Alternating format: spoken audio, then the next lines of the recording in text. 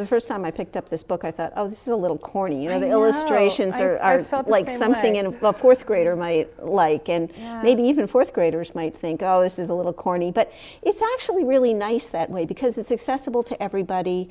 And if you don't like an illustration, they're not necessary for anything, but it just makes the book really friendly. And that's great, particularly for people who find the whole idea of global warming really intimidating. And nobody needs to with a program like this. When I did the low carbon diet, I knew a lot of the information, but my weakest point was on water conservation. So that was the section I chose. One of the most interesting things that I think everybody learns is just how much of an impact you can make with certain activities. And people are very surprised to learn about some of these things. Like, we spend a lot of time as a culture obsessing about things like paper versus plastic, or CFLs versus regular incandescent light bulbs, or which kind of air sealing material for doors is better. And what you really find out is it's the total change that you make, not the tiny choice. It's what you do over a long period of time that counts, and the really big decisions. You don't need to sweat details. And this program sort of frees you from that need to obsess about things.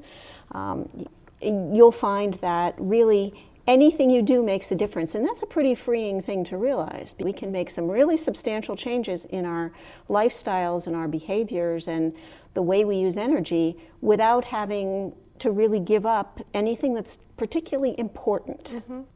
I know one person who joined the low carbon diet group last year said he was a bit skeptical, that he didn't think that this would do very much. And he says by the time he got to the end of the program, he was a great fan of it.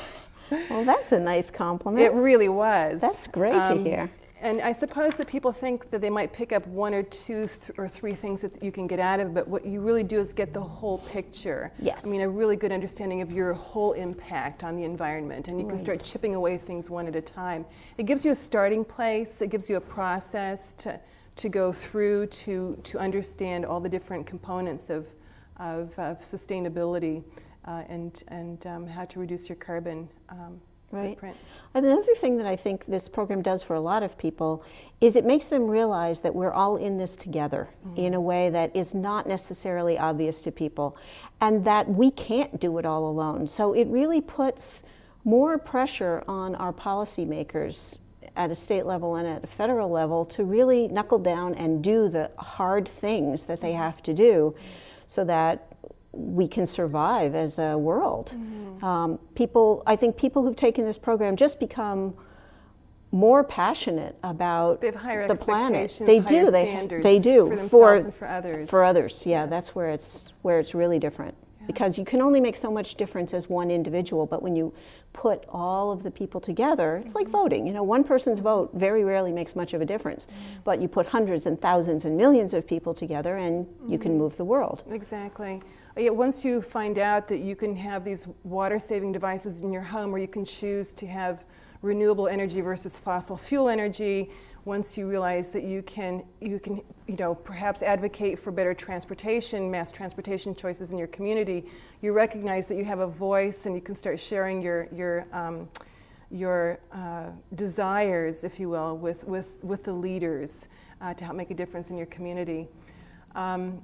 And there is a trickle-up effect. I know that a lot of us who have been transitioning a lot of our professional skills onto the environment or to the green economy and energy efficiency, if you will, are starting to talk to folks at higher levels to see what we can do to make a difference. I'm thinking, for example, of someone I know who was an engineer who now is doing blower door tests and infrared camera tests as a certified HERS inspector, I think is the title. And he is aware of the need for better energy efficiency in buildings, essentially. And so he's had a chance to talk to folks at the state level. And I know that there have been some changes, or they're in the process of changing some of the building codes to make buildings more energy efficient. So there's a definite trickle-up effect when it comes to learning about what you can do in your backyard or in your home. And once you that figured out, you can take it to your work or to the community or to your career and so on. That's key. That is key, because what a person does in their home is important, but it will not change things fast enough. But when you start taking those things out and saying, hey, you know, we're really not terribly efficient in our business. We leave the lights on all the time. Computers. You know, we do this, we do that. We don't do this, we don't do that. Hey, let's get a group together and start exploring ways we could be more efficient. Or you go to your church and talk to other people there, or go downtown businesses. I know I live in Medford, and shortly after the city began thinking about its own carbon footprint, people started going into City Hall and saying, hey, why is it so hot in here all the time? Can't you guys do something about the lights? And that was something, you know, that takes a certain amount of awareness to notice. Otherwise, you just think, oh, it's always hot in City Hall.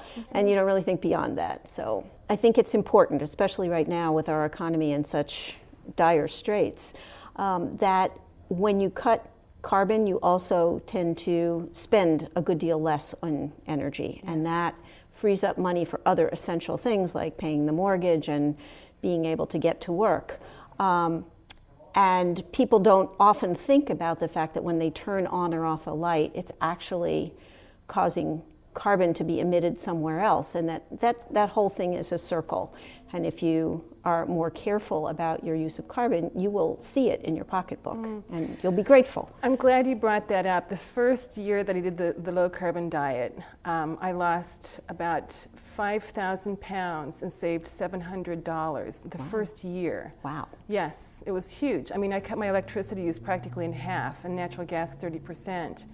And we started changing our driving habits. We would use my car, which is more energy efficient when we traveled. But it astonished me. It astonished me. And I thought that I was already conservative when it came to energy and water. But, you know, simple things like walking around your house and unplugging the phantom appliances that are just using electricity and they're not on. A phantom appliance, we maybe should explain, is any piece of technology where you can see that little red or green light, and it's actually sucking electricity out of the wall, even though you're not getting any benefit from it. Right, like a television or a battery charger or something. That's microwave, toaster oven, cell phone charger, computers. You go on and on. Right. Yeah. So just simply walking around the house and unplugging things that aren't being used, and that's probably anything that's not a lamp these days. Right, and even some of them.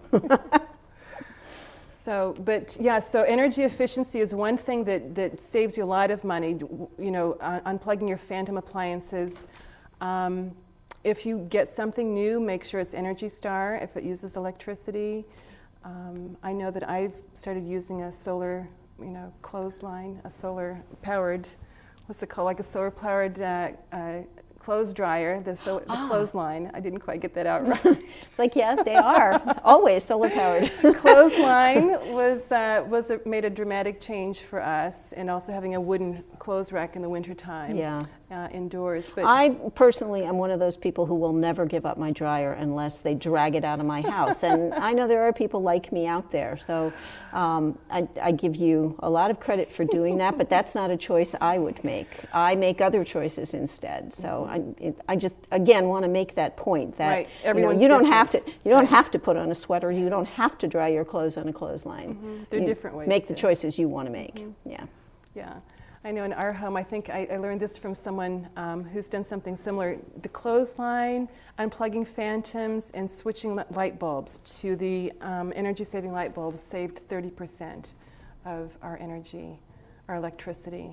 So for us, that was really dramatic. That's And that didn't involve any change in your lifestyle at all, it sounds like, right? No, it didn't really. I think it's probably a little bit darker now in the evenings when we're watching television. The TV's on, the light bulb's on, and what more do you need to have on? Your fridge. And rather than having a light on in every room that you're not in. Exactly. Yeah.